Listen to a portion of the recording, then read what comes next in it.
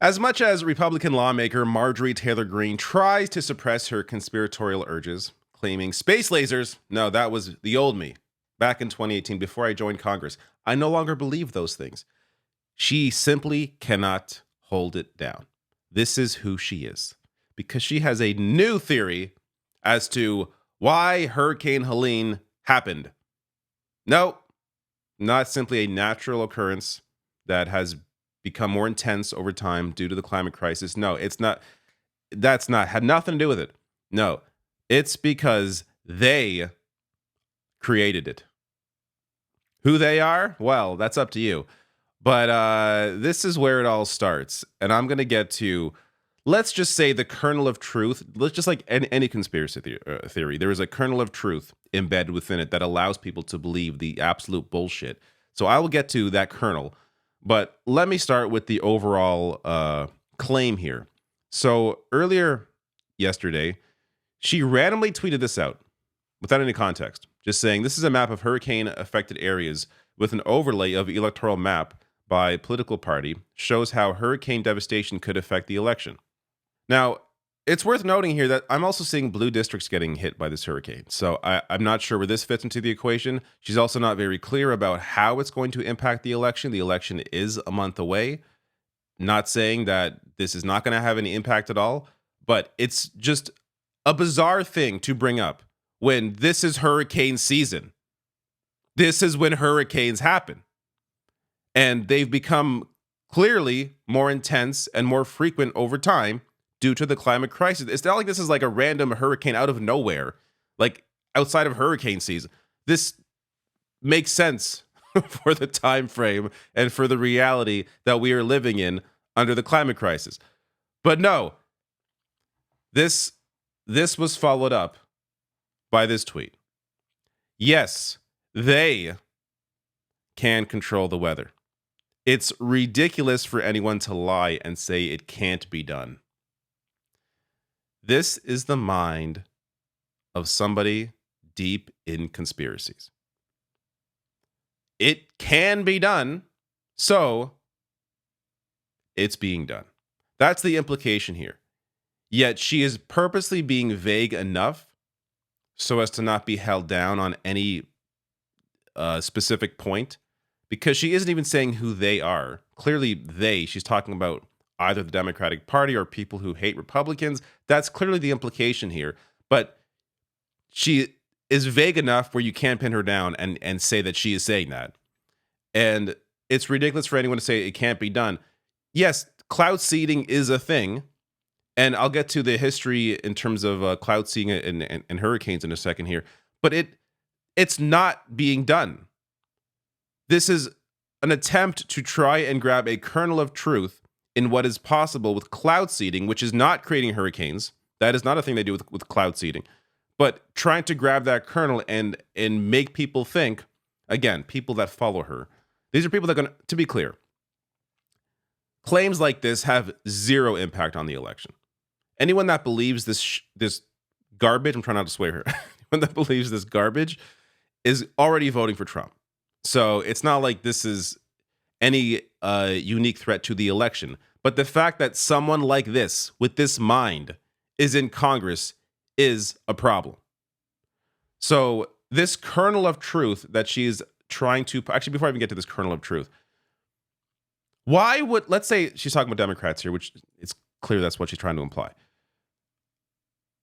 Why would Joe Biden, in this case, I guess, he's the one behind this. He's both incredibly senile and has no control of what's going on, but he's also putting forward the plan to create a hurricane to hit Republican districts all at the same time.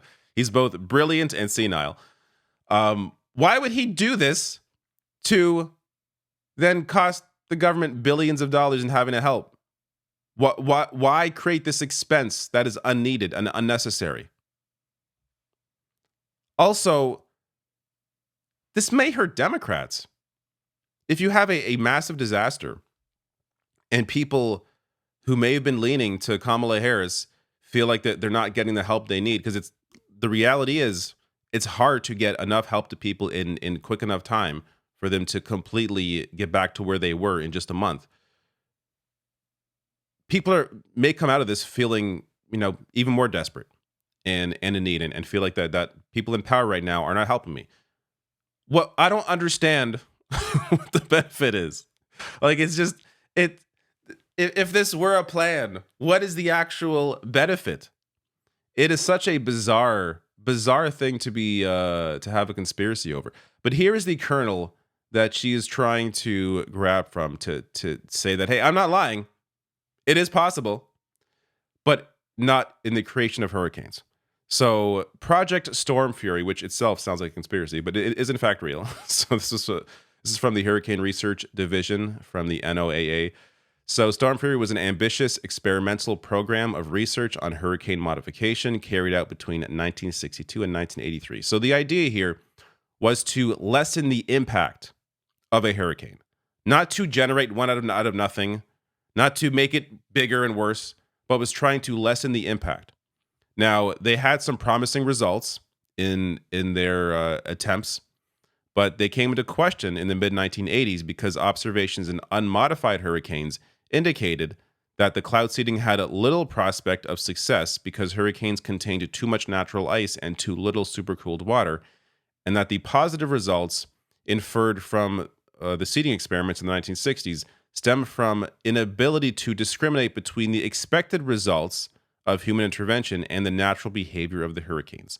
So they were not really clear on whether or not what they did actually did have an impact, because what happened to these hurricanes in these experiments may have happened anyways, even if they didn't intervene. So they ended up stopping the program.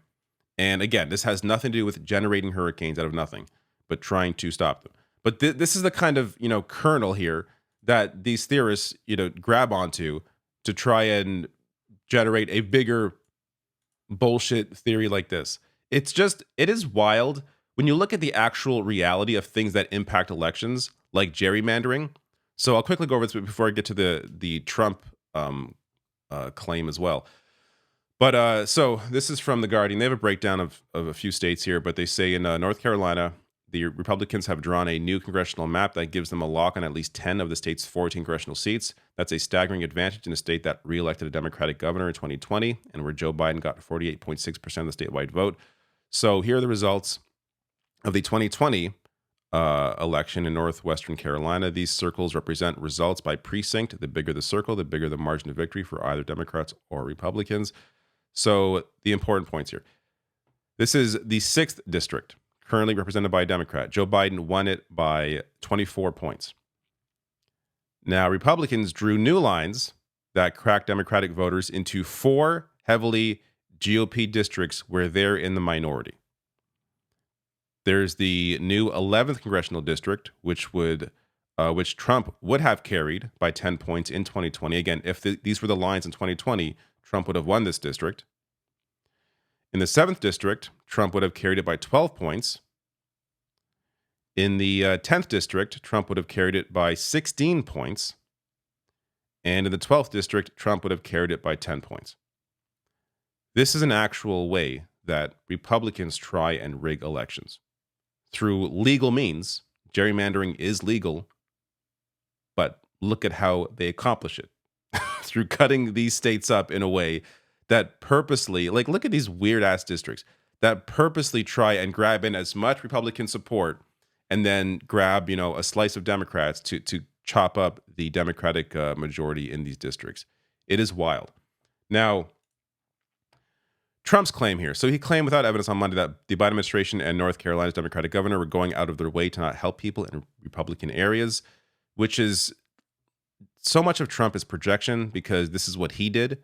A probe confirmed that Trump officials blocked Puerto Rico from receiving hurricane aid. Another example of that is in California, where a report reveals how Trump played politics with disaster aid. This is from the New Republic. That goes on to write, E&E News spoke to Mark Harvey, Trump's senior director for resilience policy on the National Security Council, who said that Trump didn't want to send wildfire aid to California in 2018 because the state voted Democratic. But after Harvey showed him voting data from Orange County, California, showing more Trump supporters, Showing more Trump supporters there than in all of Iowa. Then Trump changed his mind. The projection on Trump is wild, and like it isn't just Trump claiming this. Other members of the party are also trying to claim that Democrats aren't sending aid to victims of Hurricane Helene when they are sending aid. They are helping them. But this is the wild world that we live in. Marjorie Taylor Greene simply cannot shed her past self, her Facebook self, the memes about space lasers and other garbage. She can't help herself. New one now about hurricanes. What are your thoughts? I'm not even sure why I'm asking. But what are your thoughts on Marjorie Taylor Greene and her wild, baseless bullshit?